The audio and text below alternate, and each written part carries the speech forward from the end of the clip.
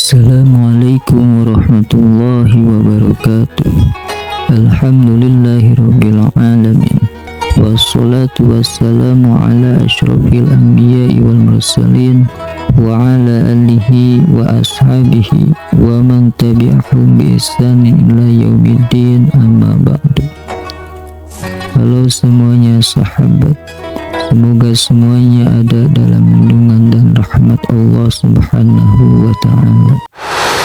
Hingga sekarang sejarah Siti Jenar masih simpang siur. Ada literatur yang menyebutkan bahwa Siti Jenar berasal dari cacing. Ada yang mengatakan bahwa Siti Jenar adalah penyebar ajaran manunggaling kaula Gusti. Ada yang menyatakan bahwa Siti Jenar termasuk anggota wali, yakni wali ke-10. Ada yang menyebutkan bahwa Siti Jenar adalah wali yang meninggalkan sholat, puasa Ramadan, haji, serta ibadah-ibadah wajib dan sunnah lainnya. Dan malah ada pula literatur yang menyebutkan bahwa sejarah Siti Jenar bohong alias mitos belaka. Namun apapun isi literatur itu, kita sebagai masyarakat yang hidup di zaman sekarang tetap perlu memaklumi, sebab bagaimanapun juga tidak terdapat bukti autentik yang menunjukkan sejarah perjalanan hidup hingga mati Siti Jenar, kecuali hanyalah cerita karangan manusia yang mengacu pada literatur-literatur yang sudah ada.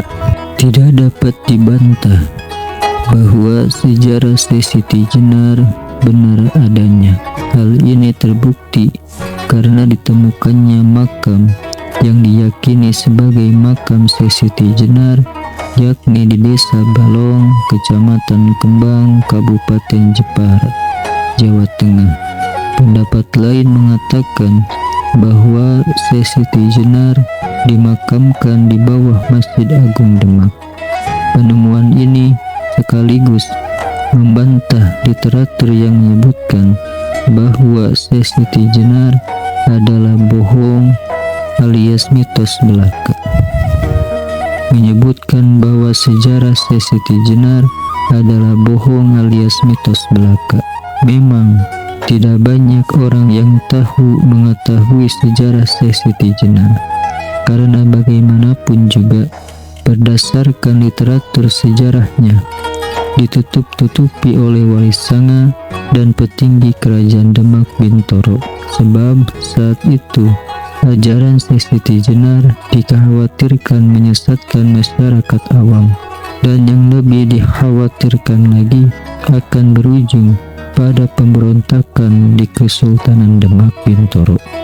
Karena salah satu murid Siti Jenar, yakni Ki Ageng Pengging atau Ki Kebo Kenanga, adalah keturunan petinggi Majapahit, sama seperti Raden Patah. Sejarah Siti Jenar menjadi kontroversial ketika banyak pihak meragukan apakah Siti Jenar merupakan seorang tokoh sufi sekaligus penyebar agama Islam yang pernah hidup di zaman Wali Sanga atau tidak.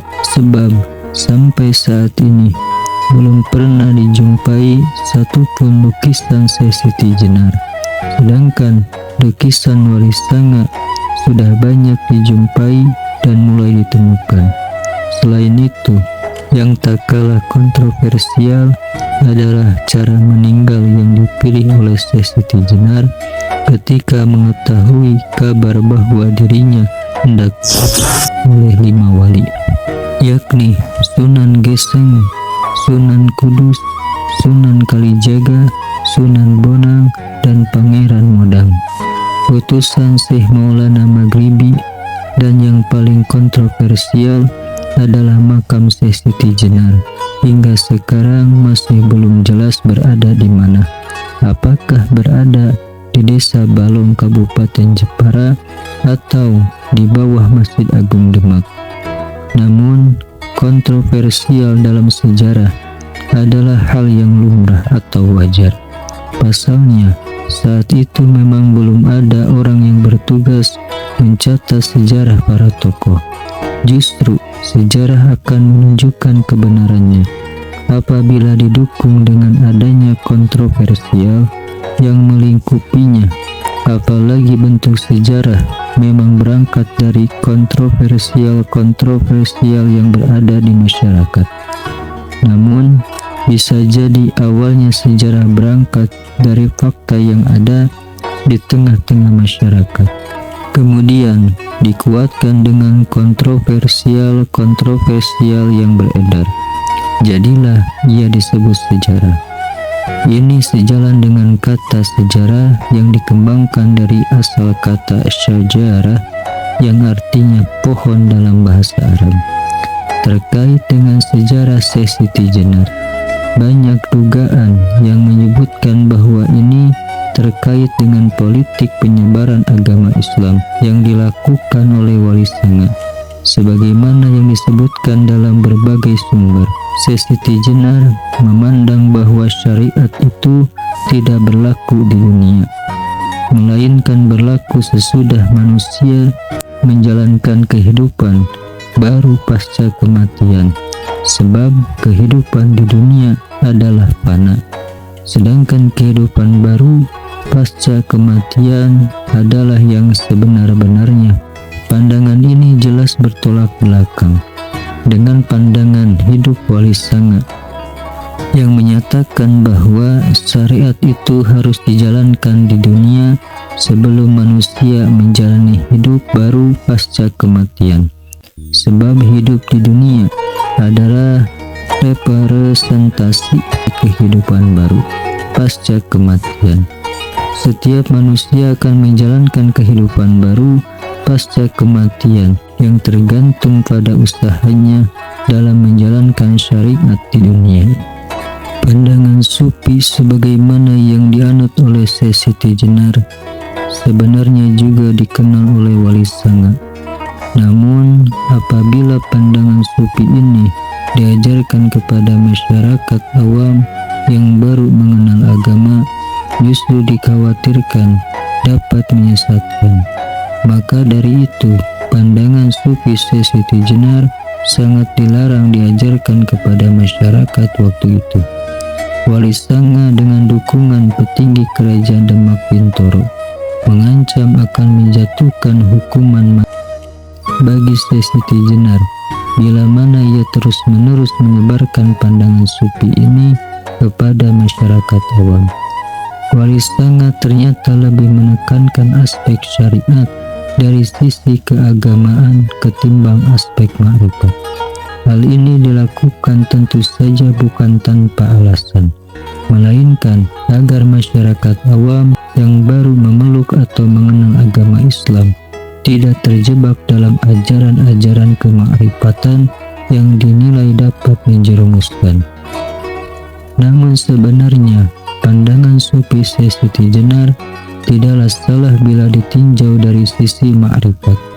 Hanya saja hal ini bisa dipahami oleh orang-orang yang sudah memasuki tahap tarekat maupun hakikat, bukan orang awam yang masih dalam tahap belajar syariat. Praktik sufi yang dilakukan oleh Syekh Siti Jenar saat itu dapat dikatakan mendapatkan tekanan yang sangat keras dari pihak Wali Sanga dan petinggi kerajaan Demak Bintoro. Hal tersebut tentu membawa dampak penindasan bagi Syekh Siti Jenar dan para pengikutnya, yang dalam praktik sufinya dianggap tidak mematuhi aturan yang diberlakukan oleh kerajaan Demak Bintoro. Padahal Syekh Siti Jenar hidup dan mengajarkan sufi kepada masyarakat di wilayah kerajaan Demak Bintoro.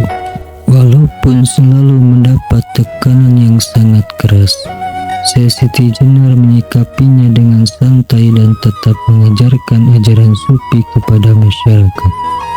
Hal ini berlanjut hingga pada akhirnya tibalah Syekh Siti Jenar didatangi 5 wali yang bermaksud.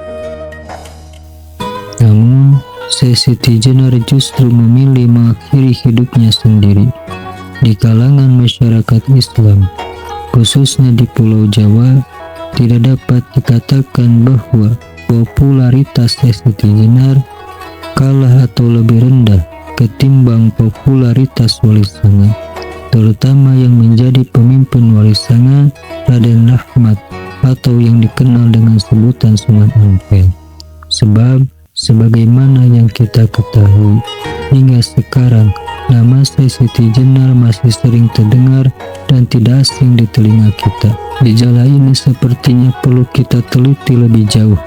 Mengapa dan apa sebabnya nama Siti Jenar begitu harum dan tak lekang oleh waktu hingga sekarang? Mungkin ini kembali lagi pada praktik supi yang dijalankan oleh Siti Jenar. Dalam arti praktik supi Siti Jenar itulah yang mengangkat derajat nama Siti Jenar sehingga bisa harum sampai sekarang. Nah, para pendengar sekalian, sejarah Siti Jenar sangat menarik dan menegangkan untuk disimak. Oleh karena itu, saya sarankan janganlah Anda mendengarkan sendiri video ini, tetapi menyarankan kepada orang lain, entah itu keluarga, saudara, teman, atau tetangga rumah, untuk mendengarkan video ini. Semoga budi baik para pembaca sekalian menjadi berkah dan dibalas oleh Allah dengan balasan yang berlipat. Amin ya Allah ya Rabbal Alamin. Wallahu a'lam bishawab.